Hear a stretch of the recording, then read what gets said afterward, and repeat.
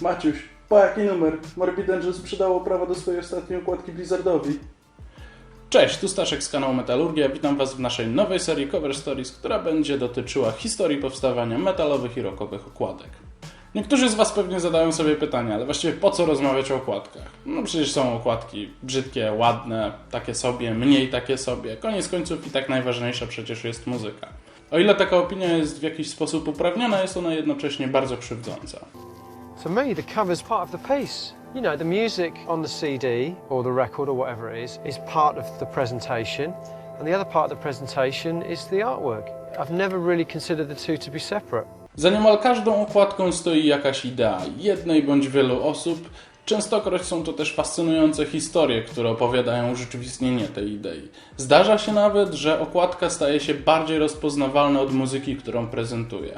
Założyłbym się, że nie każdy z Was z miejsca rozpozna ten fragment utworu, ale za to na pewno każdy z Was będzie znał tę okładkę. Moglibyście powiedzieć, że jest to lekka manipulacja z mojej strony, ale zdarza się, że czasem okładki stają się bardziej rozpoznawalne od muzyki. A skoro tak się dzieje, warto poznać historię niektórych z nich. Może nie wszystkich. Połowy może? Dobra, już. Dość. Fakt. Nie każda okładka zasługuje na uwagę, dlatego naszym dzisiejszym gościem będzie album z 1993 roku grupy Cynik pod tytułem Focus.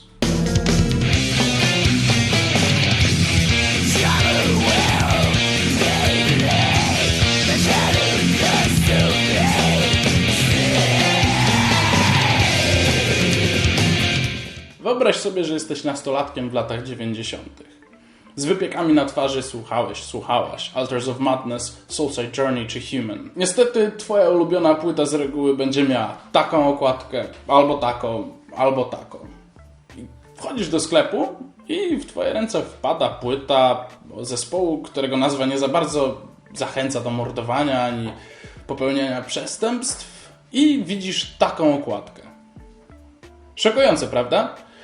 No, to samo można powiedzieć o tym, co zrobiła płyta Focus na scenie metalowej w 1993 roku. Skupmy się zatem na rzeczonej okładce.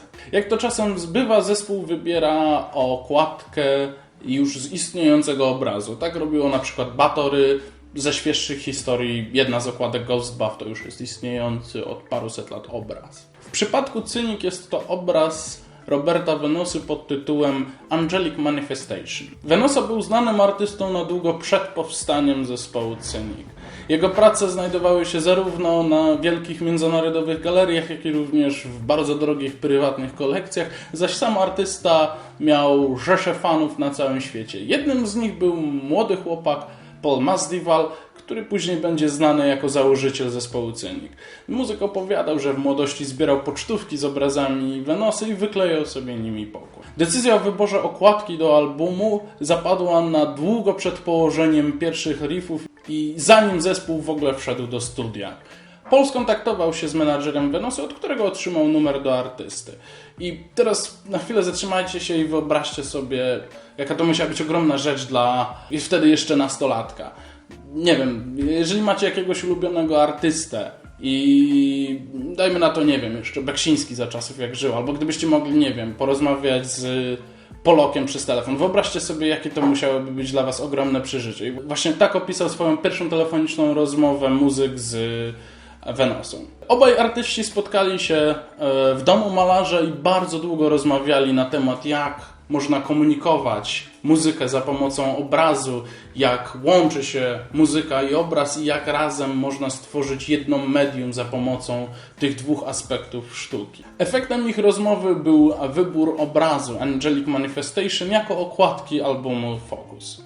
Sam obraz powstał w 1974 roku. Ma on wymiar około 1 na 70 cm i został namalowany bardzo specyficzną techniką, tak zwanym laserunkiem olejem. Obraz przedstawia istotę anielską, kosmiczno-anielską. Podobne istoty zostały opisane w serii książek C.S. Lewisa, trylogia międzyplanetarna, zaś sam Venosa wpadł na pomysł namalowania takiej istoty inspirowany swoimi snami. I jeżeli byście przejrzeli obrazy artysty, to widać, że wielokrotnie próbował uchwycić swoją senną wizję, dlatego też wiele jego obrazów prezentuje właśnie takie kosmiczne, boskie, bosko-anielskie istoty.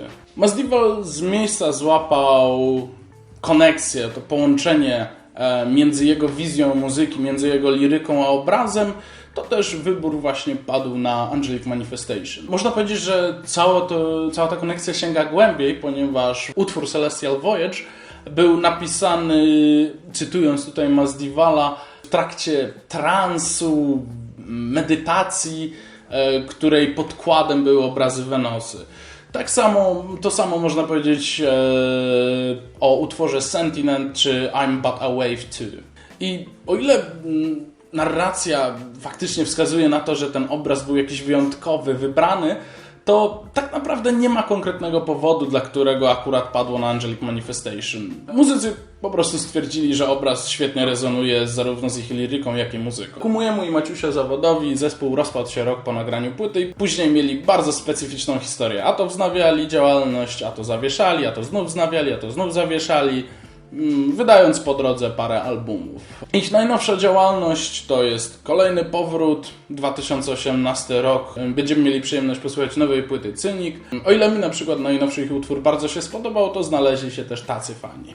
Cynik, Miernot nie nagrali nic dobrego od 20 lat. Ale Lamus, co nie Maciuś? Bo Electric Wizard mówił to samo. Weź, daj spokój. O ile można powiedzieć różne słowa na temat muzyki Cynik na przestrzeni lat, jedno jest pewne. Zawsze mieli świetne okładki. Z prostego powodu. Artysta bardzo polubił zespół. Bardzo polubił zarówno Paula Masvidala, jak i muzykę, którą tworzył. Stwierdził, że nie ma żadnego problemu z tym, żeby muzycy używali jego obrazów jako okładek do swoich kolejnych płyt. Jedyna okładka, która nie była bezpośrednio obrazem Venosy, była autorstwa bardzo znanego artysty Travisa Smitha, który tak naprawdę zrobił po prostu rycinę na podstawie obrazu Venosy, więc chcąc nie chcąc wciąż mówimy o tym samym artyście. Malarz niestety zmarł w 2011 roku, pozostawiając po sobie ogromną spuściznę w postaci kosmicznych, surrealistycznych wizji, które do dzisiaj stanowią inspirację. I to jest też bardzo fajne, że sporo jego sztuki żyje cały czas dzięki zespołowi Cynik. Nawet ich najnowszy utwór, ten o którym przed chwilą wspominałem, jest sygnowany dziełem Venosy Ayahuasca Dreams. Co ciekawe, oryginał obrazu Angelic Manifestation znajduje się obecnie tak naprawdę nie wiadomo gdzie.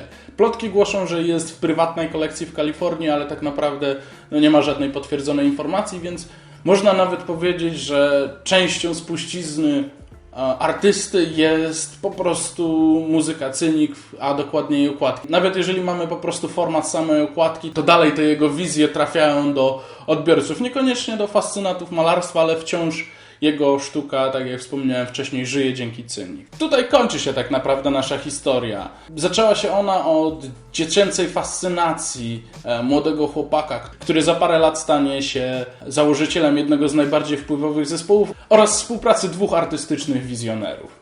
Zachęcam Was do rzucenia okiem jeszcze raz na okładki Cynik, czy to Focus, czy Traced in Air, czy Retraced, i spróbowania skorelowania muzyki z obrazem, zrozumienia, jak one się uzupełniają.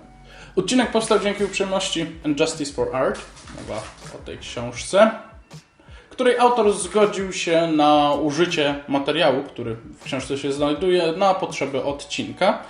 I tutaj chciałbym też nadmienić, że obecnie trwa kampania kickstarterowa na drugi tom tej książki. Jeżeli chcielibyście zdobyć zarówno pierwszy, jak i drugi tom, co serdecznie polecam, ponieważ książka jest po prostu niesamowita, to link znajdziecie w opisie. To co, Maciuś? To by było tyle na dziś, co nie? O czym chciałbyś usłyszeć następnym razem? No, też mi się tak wydaje. Widzimy się zatem w następnym odcinku. Cześć!